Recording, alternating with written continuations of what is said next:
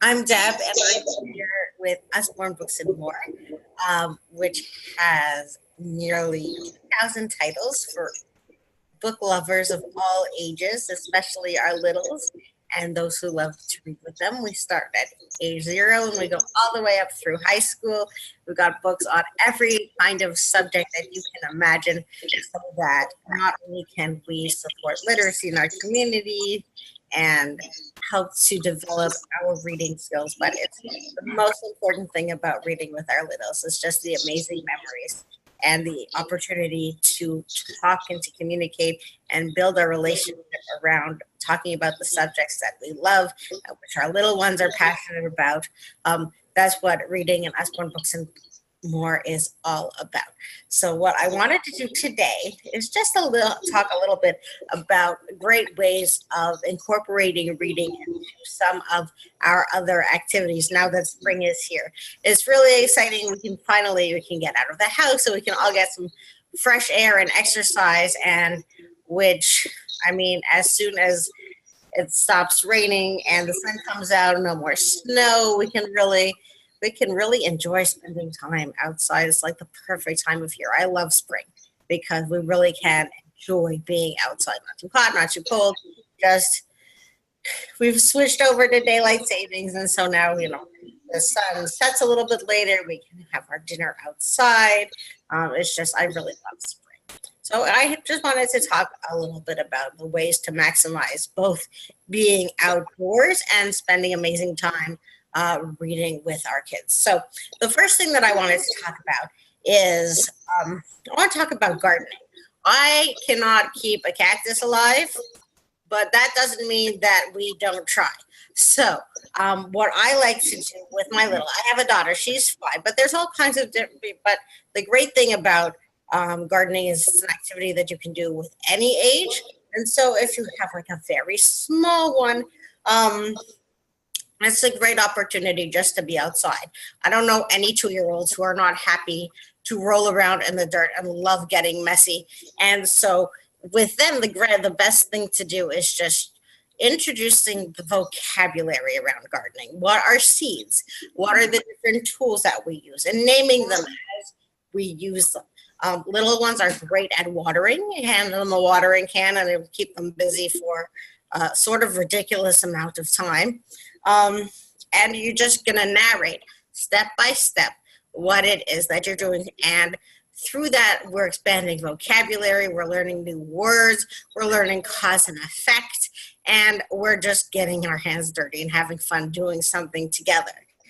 For our middle, say preschoolers all the way through early elementary, the greatest way, there's just so many different ways of being together with this particular activity, whether it's starting to read the seed packets, trying to sound out the Latin names. This is something that my daughter finds absolutely hysterical because if you look at the seed packets or if you get some of the catalogs, like, even the circulars that show up for free on your front doorstep, you get to trying to figure out what the Latin words are, and you do it together as like, I don't know what this particular thing is. And little ones find it really funny, and they find it really wonderful that they can, like, you get like everyone's making mistakes together. No one's an expert. And so they can, as they figure it out, they become more confident and they get to be the experts and learn more than mommy and daddy or grandma and grandpa do.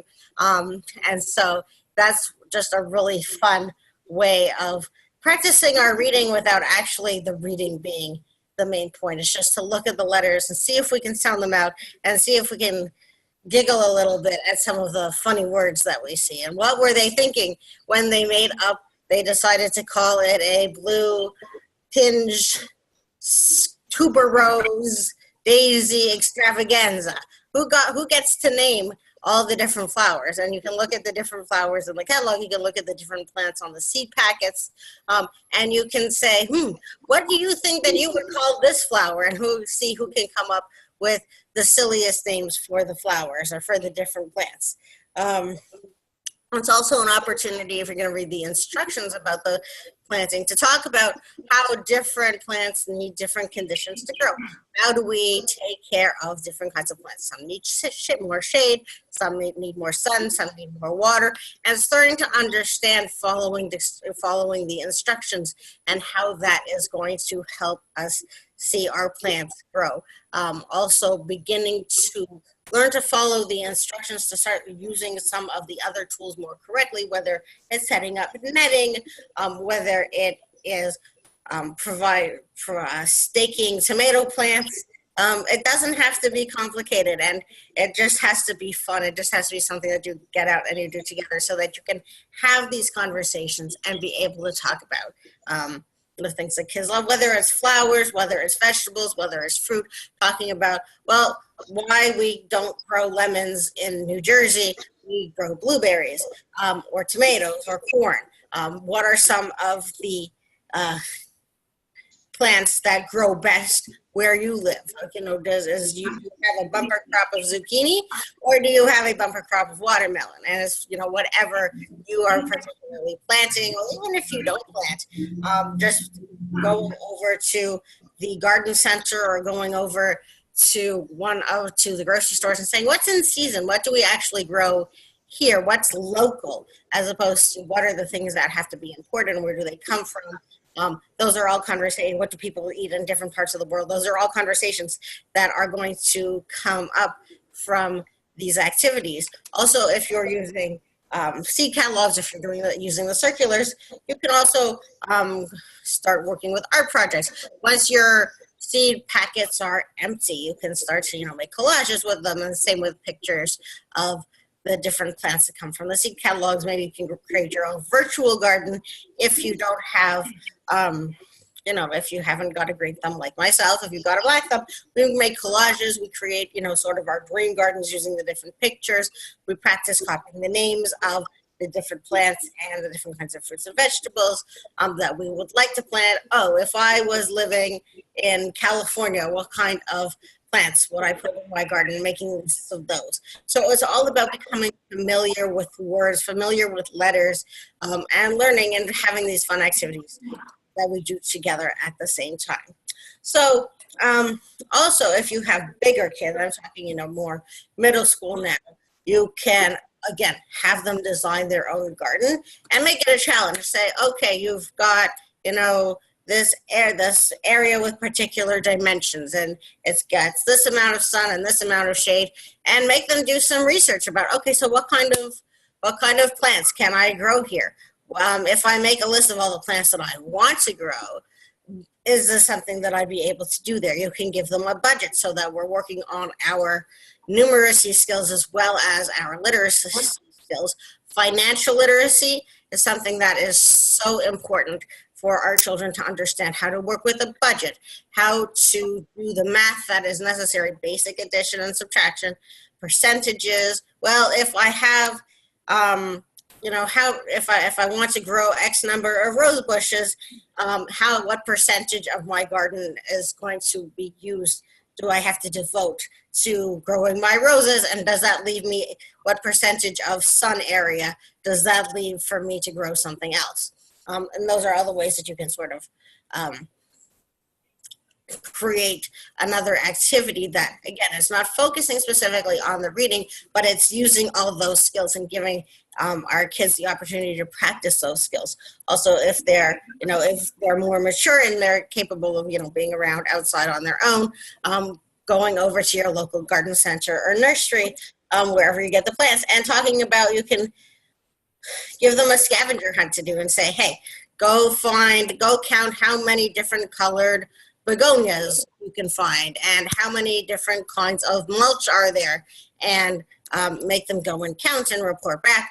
Help us say, what is the longest plant name that you can find?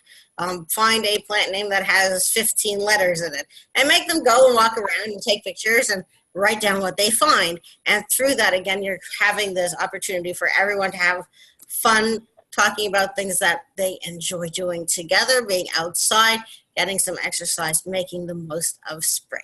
So that was just one subject. So that's gardening. Another idea, just in terms of just getting outside and enjoying being outside, it's a great time to just get out and walk. We used to go for walks, family walks, after dinner when, put on some bug spray, depending on where you are, throw on the bug spray, and then just like go outside for half an hour. If you got a little one, they just love being outside.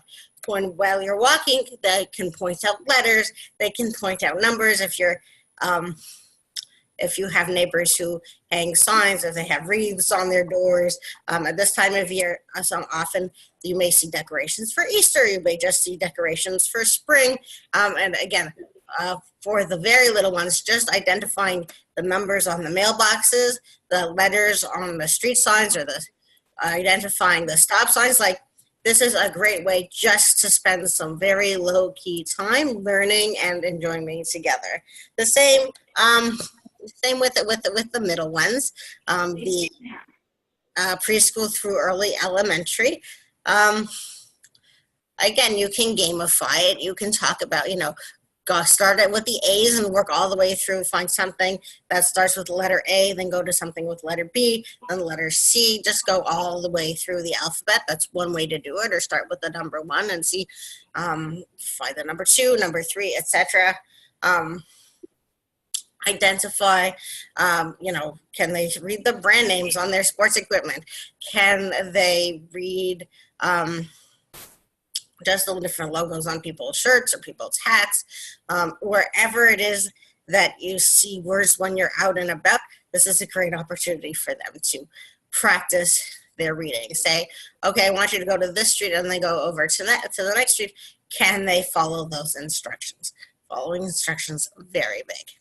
And also, if you have big kids, and if you're a family that likes to do things like go hiking or hit trails, or if you're getting ready to do some hunting or some fishing with some of the bigger kids, first of all, having them read the instructions for their equipment so that they know how to take care of it. If you're going to be investing, even if it's not a lot, in the fishing or hunting equipment, you want them to know how to use it properly. And if you're going to do some hiking, or if you're going to go hit some trails, being able to do some basic orienteering, some map reading, even though we may all be happy using our GPS, it's still such an important life skill. If it's something that the family enjoys doing together and it's something that you do a lot, then you want to be able to, for your, say, upper elementary and middle school, high school kids, to be able to read the maps, to be able to say, okay, which trail are we going to do today? What are some of the signs we should look out for? And to be able to follow and direct the family as well, because this is, like I was talking about before, just a great way for our kids to build their confidence when they're able to read the maps, when they're able to take the directions and lead us to where it is that we're all supposed to be going. They build confidence. They have that sense of responsibility. And yes, they're learning and improving their literacy and their reading skills at the same time. But they're gaining that confidence and feeling valued and feeling trusted in our relationships with them. And that's absolutely priceless.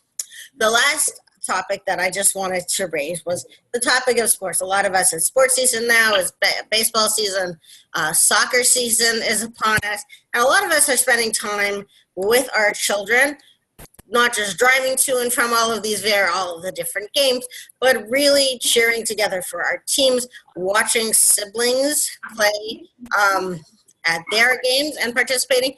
And it's wonderful. I'm all for getting fresh air and exercise, but maybe our most active kids then don't want to come home and read a book. So how can we incorporate more of the reading into these sports activities? So I have a couple of ideas. First of all, if you have baseball fans, there's so many stats in baseball, and being able to follow along with the stats of their favorite players or their favorite team, creating charts to be able to really track the stats and giving them that responsibility because it's something that they're really interested in, something that they want to do, and helping them just to be conversant in all the numbers, all the names and all the words, all the vocabulary that's really involved in a sport like baseball. I mean, there's so many stats and so many different things to keep track of that it's just a great opportunity to for kids who are interested in sports to do some reading that is not necessarily, having to sit down and read a book, because it's something that they're interested in, just to start with. For some of our younger kids, being able to identify the names and the numbers on uniforms, being able to identify the names of the teams. Take out a map of the U.S., say the Phillies are playing the Tigers, and say, okay, here's Detroit, here's Philadelphia. Can we find them on the map? Same with, say the Tigers are playing the Yankees. Find Detroit, find New York. And through that, again, they're using those skills of reading. Can you pick up the map of Detroit, the map of New York City? Can you find the stadium on the map? Can you figure out, how would we get from our house to the stadium? Can you trace that route? So again, you're doing all the reading that's involved, but it's really as a way of being excited, being involved in the excitement of the baseball, and something that you could be doing together as a family. You can create word problems. If it's a soccer game and the player has 30 seconds left, if there's 30 seconds left in the soccer game and the team has the ball at the other end of the field, how fast is the soccer player going to have to run to get to the other end of the field in order to try to score a goal before the game is over? Things like that, just really simple. And one of the real true advantages of soccer, again, we're talking about with baseball, is tends to be more local, more American. But once you start talking about once you start talking about soccer, you can start taking a much more global view of looking for the teams in Europe and across because such an international sport. You could take some of the map games that I was talking about to the extreme. There's no World Cup this year, but that doesn't mean that we still can't take the opportunity to look at where are the top soccer teams in the world, who are some of the main players for the U.S. team. Things like that just gives to show off the sport at it's sort of the way it's played at its highest level, gives our kids, something to shoot for. And finally, because often we have, if one of our kids is very busy running around traveling teams and actually being the one playing, that means that they may have a sibling or cousins who spend a lot of time sitting in the stands. And we want to give them something to do while they're sitting in the stands that isn't necessarily just looking at an electronic device, which is fine. Sometimes it's just the way that it has to be. If there's lots of other kids around, they can run around, that's fabulous. But sometimes they just need a little bit of an organized activity. So whether it's making up cheers, creating signs to cheer on their siblings or their cousins or their other teammates. Again, using those literacy skills to spell, to rhyme, to be comfortable and excited about using words and being creative. Whether it is cooking and creating snacks, so they have to follow the instructions of a recipe, follow the instructions for cooling and carrying food and safe food preparation. Those are all ways that our kids can continue to be active and involved with literacy while still being outside enjoying all the things that are so amazing about spring. And they're all just ideas for things that we can do together, depending on the ages of our kids. Some are going to be easier to do with their kids of different ages. Sometimes we're going to have to divide and conquer. But the most important thing is that we have the opportunity to spend time with the children we love, helping them to continue to gain confidence and to continue to develop their vocabulary and their writing and their numeracy skills, and just looking for opportunities every time we're out and about. And just being able to make these amazing spring memories together. If you're interested in any of these ideas, or if you're looking, if you'd like to, if you're interested in finding more of these ideas written down or books that can support any of these topics, I'm happy to help you. You want to just stop off over at the front desk of the fitness center, and you'll be able to grab a card for Usborne Books and More, and you'll be able to check out the website, which, as I said, had tons and tons of books for all ages and all interests. And if you'd like more information, I'll be happy to follow up with you. The best way to reach me is through the Facebook group, and all that information is available at the front desk. Have a wonderful day, everyone. I hope you have a time to be outside, enjoy this beautiful weather, support literacy, and make some memories with the young readers you love. Have a great day, everyone. Take care.